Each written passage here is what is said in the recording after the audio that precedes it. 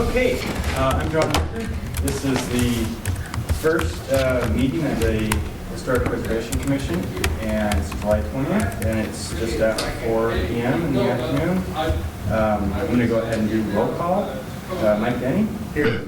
Harry Gottschall? Here. Stanley Green? Present. Edward Kuntz. Yes. I'm here.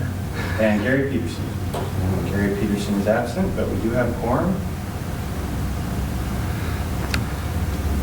On the consent agenda is approve the minutes for the first meeting of July 20th. You need to approve the agenda. Approve the agenda for the first meeting. Is that what I said? You said minutes. Minutes. You're ahead of yourself. I'm usually having minutes. Right. So would someone like to make a motion? And So moved. Second. okay, thank you. All in favor? Yes. Aye. All right. So the regular agenda is for election of officers, nomination of chair, and then nomination of the vice chair. So does anybody want to volunteer themselves or nominate someone? Take that role. Basically, you'll conduct the meeting like I'm doing right now. It's not really complicated.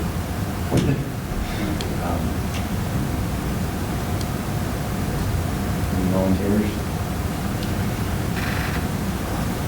I'll volunteer for one session, 1 year. Yeah, it would be a year, yes. So Mike's volunteering himself.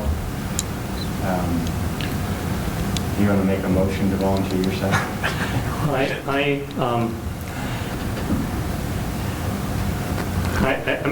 The procedure, so he's been nominated. Anybody else want to nominate? I think Yeah. that's the question. Anybody else?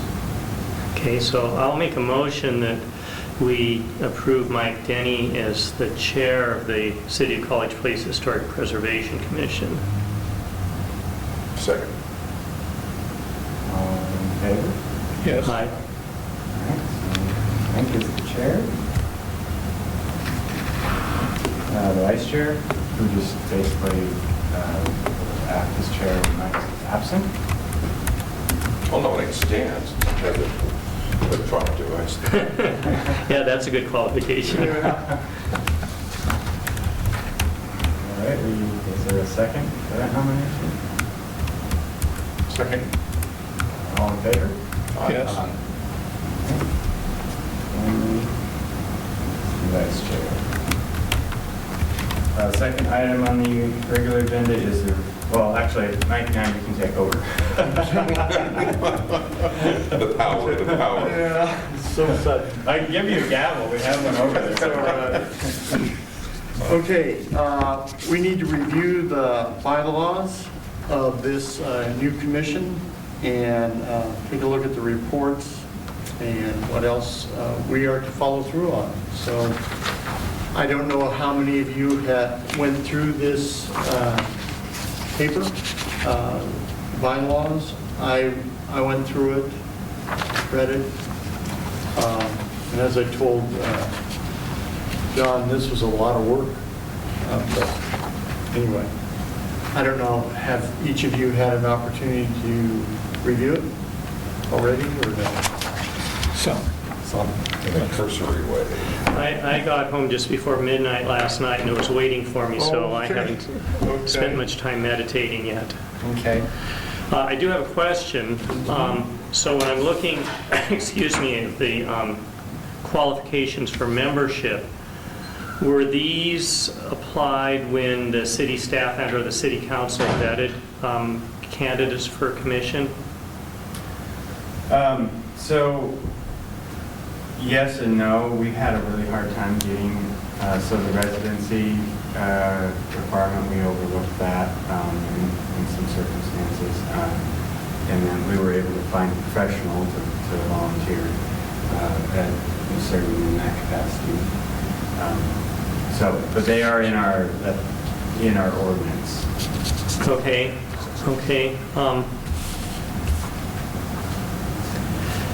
And I guess not at this time, but at some meeting in the not too distant future, I would like it if we could somehow each go through what we think our qualifications and interests are in serving on this commission, so we understand that about each other.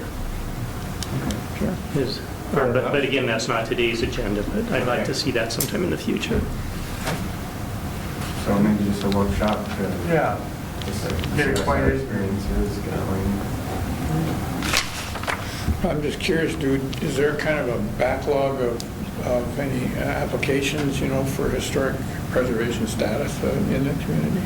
No, so the process is going to be, so we had to adopt an ordinance and set the commission up, and one of the goal is to become a certified local government, a CLG, and that and it enables us to apply for grants at the state level, and then we can conduct or hire somebody to conduct a survey of our properties, so we can figure out what we have.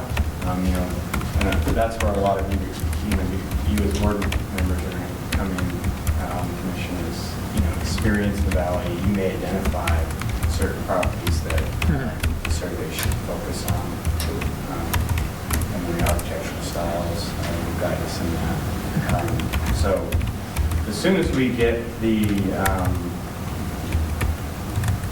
bylaws passed, then I can take your applications and resumes and along with the ordinance and the bylaws and submit that to state to get the COG approval. And also, becoming a certified local government allows the city to, when you have properties that are eligible based on our requirements, they can apply for special tax exemptions for basically all of the improvements that they make that qualify under the historic ordinances. Those dollars can apply directly towards their taxes. There's also sections in the existing building code that allow them to go different routes as far as uses and compliance with, current rules and all that kind of thing. So this is very much like Walla Walla 2020 was doing in Walla Walla, where they would go and label, they actually had a plaque they put on these buildings. Yeah. So when you look through the ordinance, the commission, anybody in the community can nominate, but in order for it to be, become a historic property, if it does qualify, the property owner does have to be. So we're not heavy-handed in that sense. We didn't want that. But there's benefits to being in there. One of them, like we just mentioned, is the ability to go a different direction and not have to comply with the energy codes and those sort of things. Work doing restoration, which are big, expensive. Exiting change. requirements, elevators, there's all kinds of things that you basically wouldn't have to comply with if you were. The existing building code is, if somebody's going to, let's say, let's say they want to change the use, the whole building, well, that triggers a whole bunch of accessibility issues.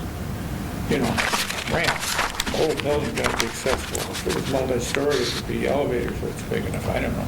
There are a lot of things, and, you can basically go different directions. I have a couple of questions on section 1F, page 2 of 24. The recorder and secretary of the present shall not be members, so who are the recorder and secretary? Is that you? That's me. Okay. Well, the recorder's over there in the corner. Oh, okay. Yeah, that's There's Sandy over there. Okay. And so the reference to the election for chair and chair pro tem at the February meeting, so that would mean February 28 is when that would kick in, if I understand this correctly. If you, February of 2018. Right. Right. Yeah, we would probably do another election at that time. Okay.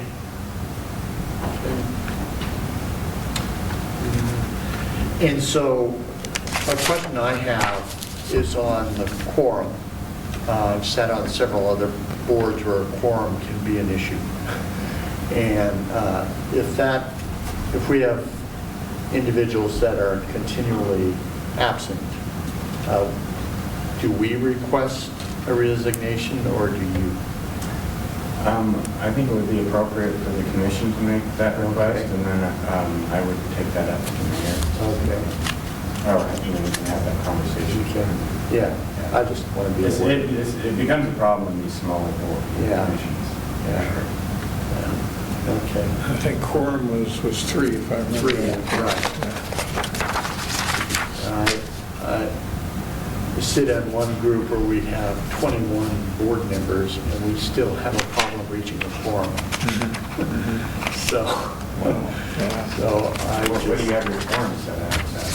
they have it for 12. I think they could reduce it less than that. I would think we could, but that's where they sit. So I have a question about section Roman numeral 2, starting on page 7.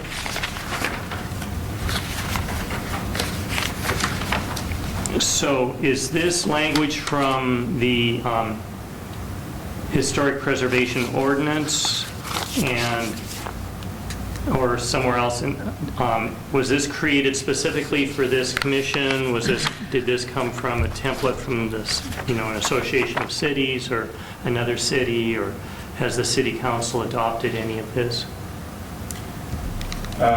This comes out of, the template is from the state's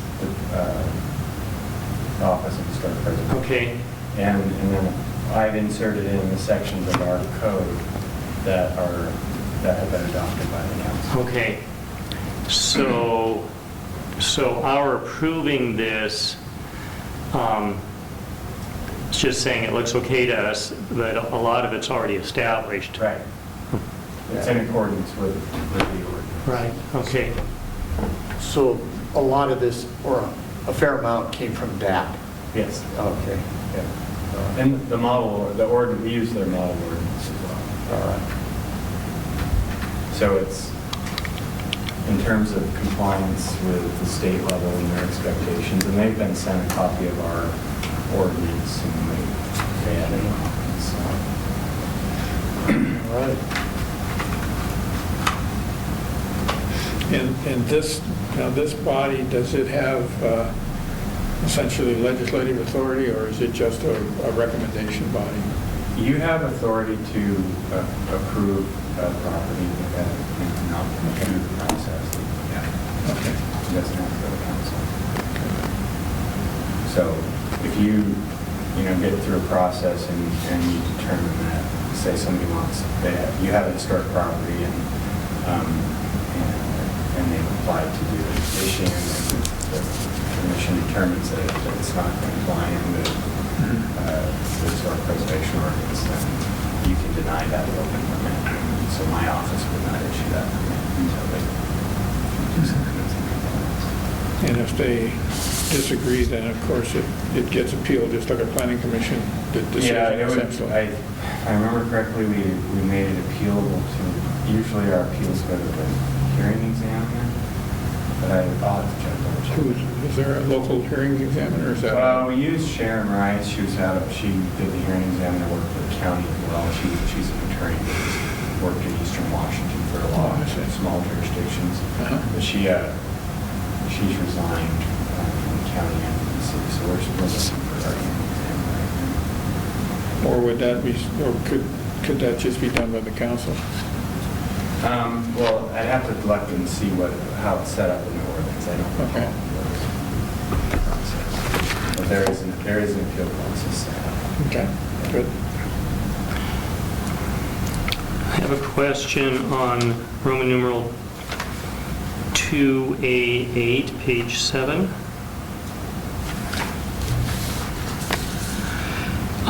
It is a birthplace or grave of a historical fixture of outstanding importance. And anyhow, the last couple of sentences imply that's a person. Is it common in historical terminology to refer to a person as a fixture? Not usually, I wouldn't think. Well, if they're long dead. But we have had people on city council here that are fixtures. Oh, boy. What if, It's being recorded. what if we say is a birthplace or grave of an historical personality or Figure. historical figure? Yeah, historical figure, I would be more comfortable with that. Yeah. Yeah, I think figure is much. All right, I can make that change.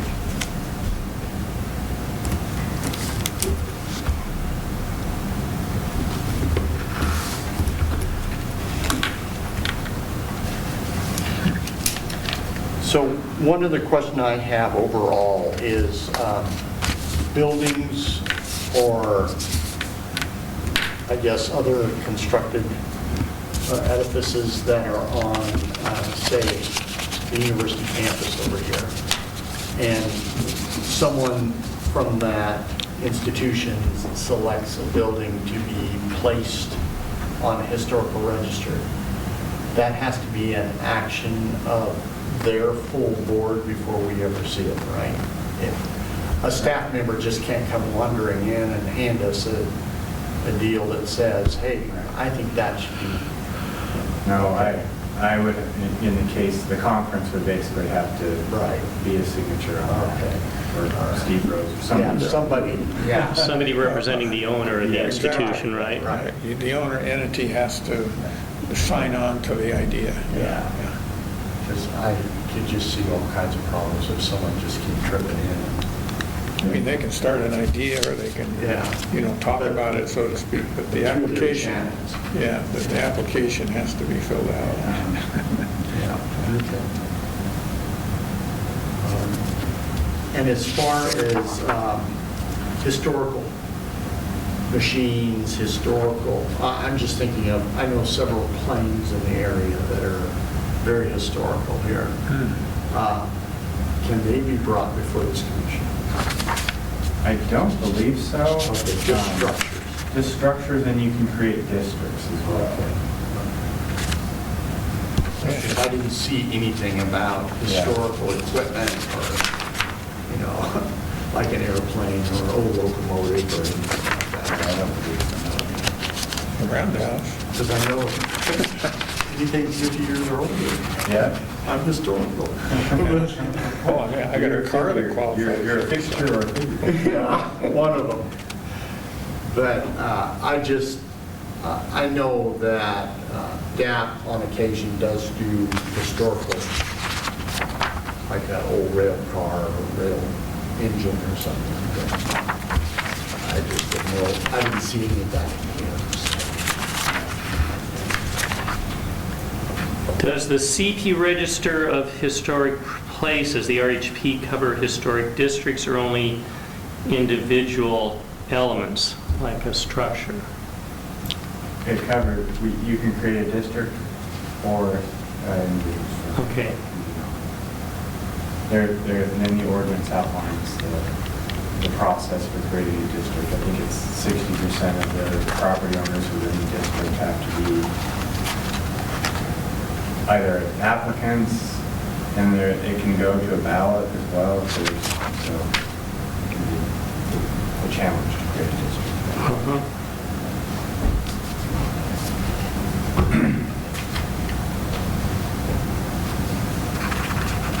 Yeah, the ordinance is online. I guess I should provide you with that link we have. Yeah.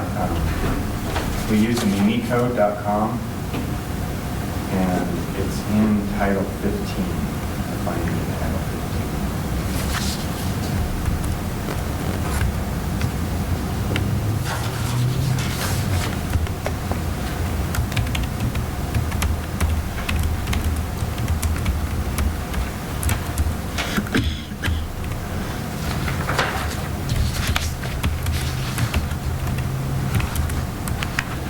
Is Title 15 a Roman numeral or Arabic? Arabic. Okay.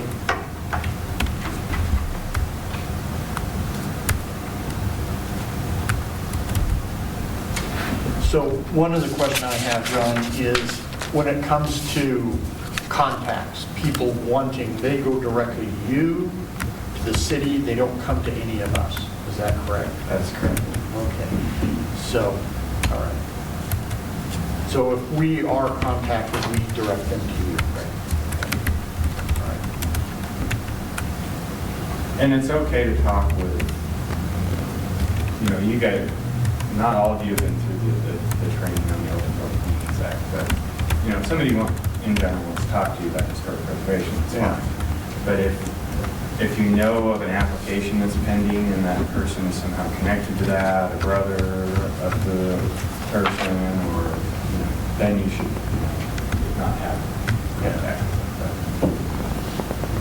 At least regarding that. And the Open Publics Meeting also stands for two or more of us getting together somewhere. Yep. So I learned that at the Conservation District. Yeah.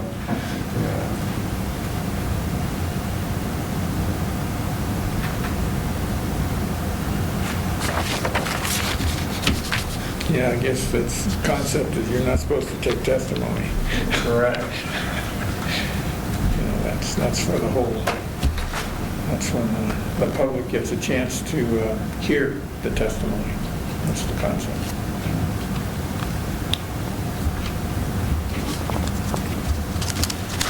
So on page 7, on section 2, it does say objects that are eligible. Any building, structure, site, object, or district may be placed in registry. So I guess I missed that the first go around. But So, I'm sorry, where is that? it's section 2 on page 7 of 24. Right In above numeral 2? Section 2 on number, right above that, right below that. Oh, okay. Any building, structure, site, object, or district. Right, okay. So someone could come up and say, I have an old vehicle, or I have something that's germane to the city of College Place, and that would be eligible, apparently. I dealt with DAP a lot when I worked for the Conservation District, doing all kinds of land and lots of digging projects. And so I dealt with the tribes and DAP quite a bit, and I was amazed at what they were really seriously interested in. We had to remove 2 old head gates that were cement. They'd been put in 1930, and we were informed that those were historical pieces of artifacts, and that we had to have DAP come review that site before we could do a thing. So, yeah. Had they been formally individually designated, or had that irrigation system been? The system had been declared a historical system. I see, okay. And it was what was called Tushy East, Uh-huh, which had been put in the 30s. uh-huh, okay. So, yeah, so I did learn that DAP, you can't really make any assumptions when you're dealing with them. And a lot of their laws that they live by, or archaeologist has to look at it, or someone with a historical background.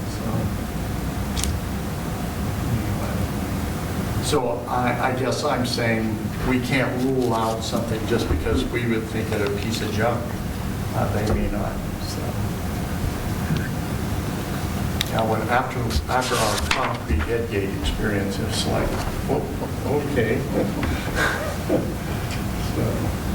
Well, couldn't that be classified as a structure? Yeah, it was. Yeah. And it's probably a meter long, wide, and it's 8 inches thick. We were just going to remove it because we were putting piping in. So what was this headgate for?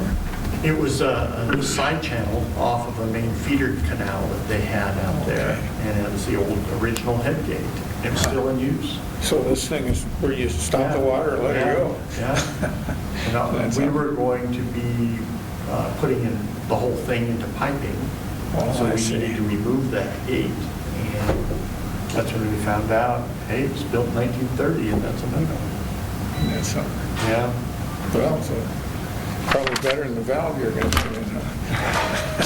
I think what I want to do is verify that our ordinance includes objects. Okay. I just see it here. Yeah, no, right. It's kind of a prominent position if it's the top of the list. Yeah.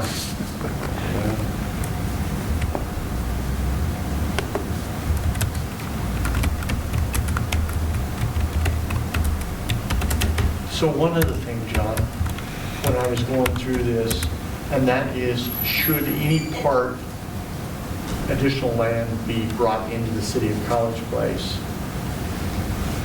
could someone ask that some structure or something be brought into the city primarily for this purpose? If it's in our urban growth area Yeah. and they want to annex in, then yeah, I mean, that could be a reason to Yeah. annex. Okay. Certainly. I mean, So that's a recognized yeah, reason. I mean, you really don't have to have a reason Right. to come into the city. If you're contiguous and you You're in there. for whatever reason, as long as you're contiguous in our urban growth area. Okay.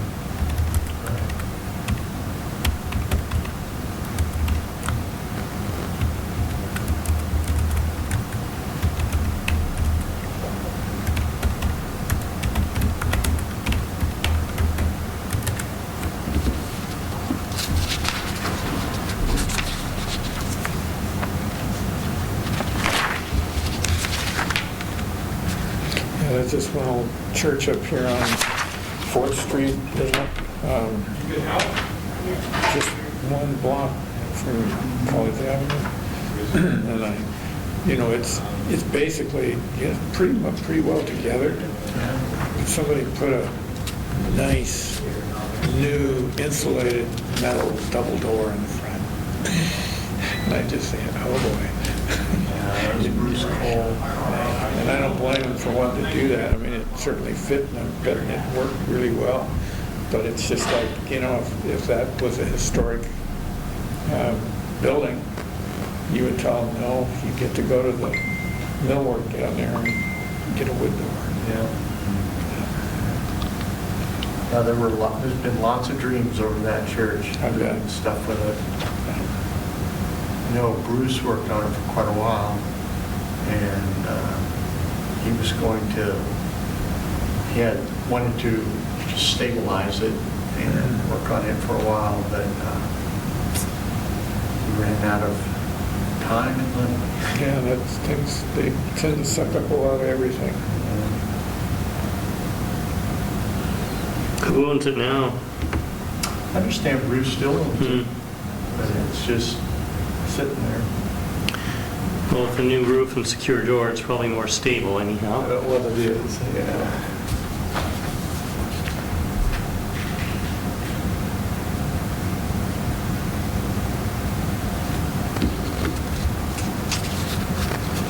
Yeah, that's one thing when you get those designations, then of course, the freedom to just do what you think is prudent, kind of run away.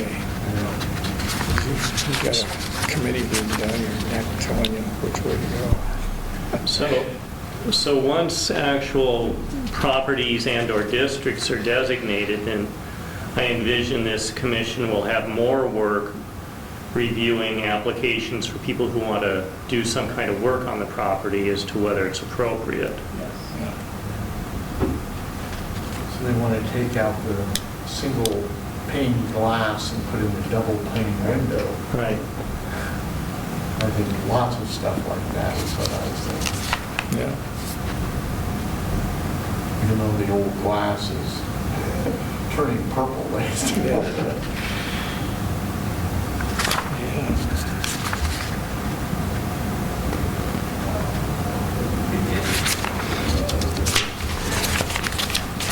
And at some point, we'll have some standards that we'll adopt that will help review applications. That's good. Yeah, one of the things, once you establish guidelines, you can, it's always easier. Yeah. It kind of allows, well, it's good for us, and it's especially good for applicants, because then they kind of gets the randomness out of the activity.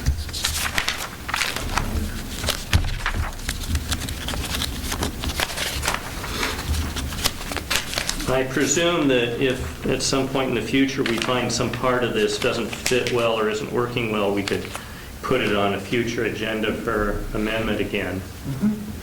Not carving this in stone. Yep. I think there was some procedures for amendment in here towards the end somewhere.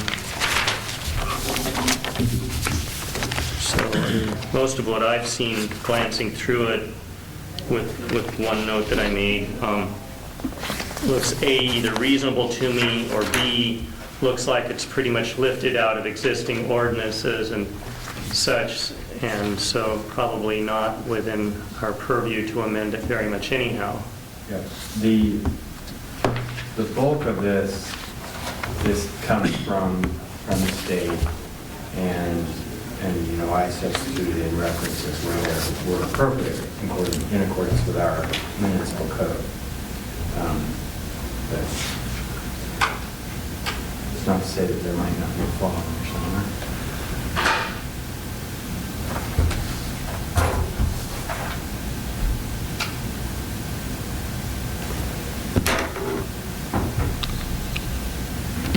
So do we need a motion to adopt this thing? So moved? We do eventually.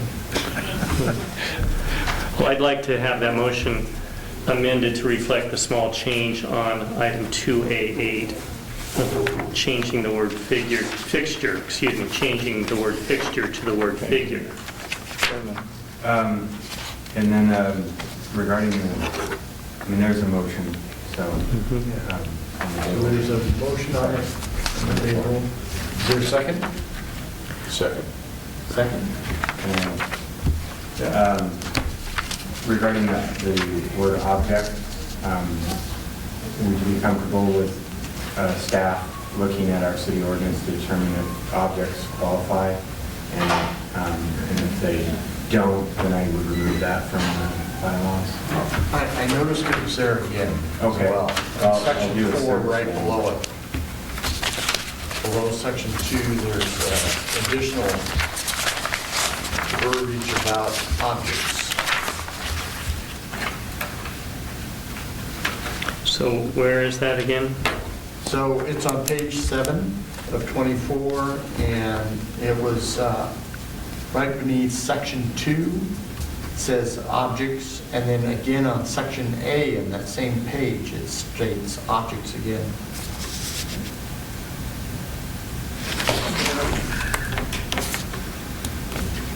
It says any building, structure, site, object, or district.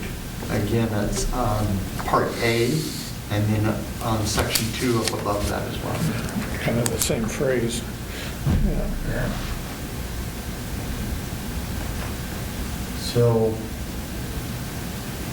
apparently it's allowable under DAP. Oh, it certainly is allowable under DAP. I just need to verify that our Yeah. city ordinance Yeah. included it, because there were things that that were taken out. Okay. Yeah. If you're willing to check that, that'd be great. Okay. There's a motion on the table. All those in favor? Aye. Aye. Opposed? No? No opposition? Great.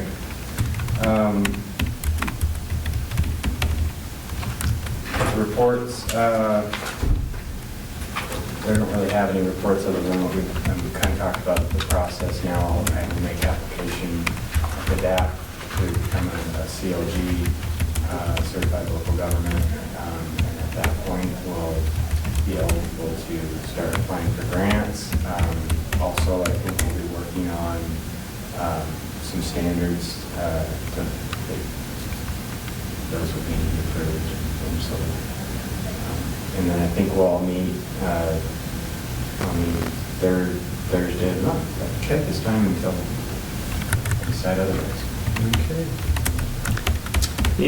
To what extent can this kind of material be transmitted or made available electronically to us?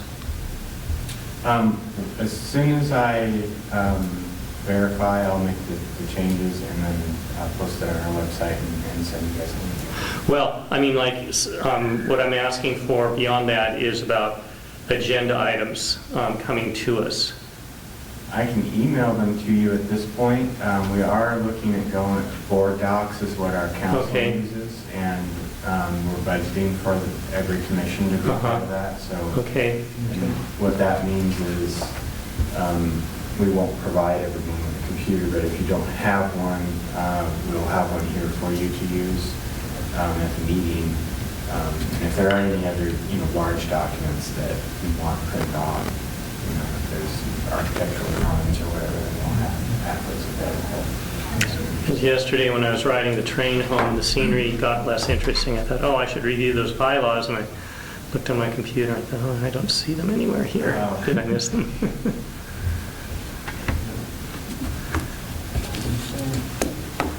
It could be said that these documents will be objects worthy of.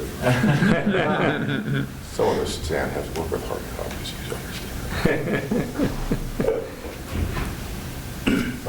I got this last week, and I started going through it, and I thought, wow, John put this all together in just the little while he had. It's pretty impressive. Yeah. So you're already on a pedestal. Well, like I said, a lot of it came from this tape. Okay. So, can we, before we adjourn, under other business, suggest items for future agenda? Is that appropriate? Sure. Okay. So I request that a future agenda include a session of each commissioner introducing qualifications and interests, not in excruciating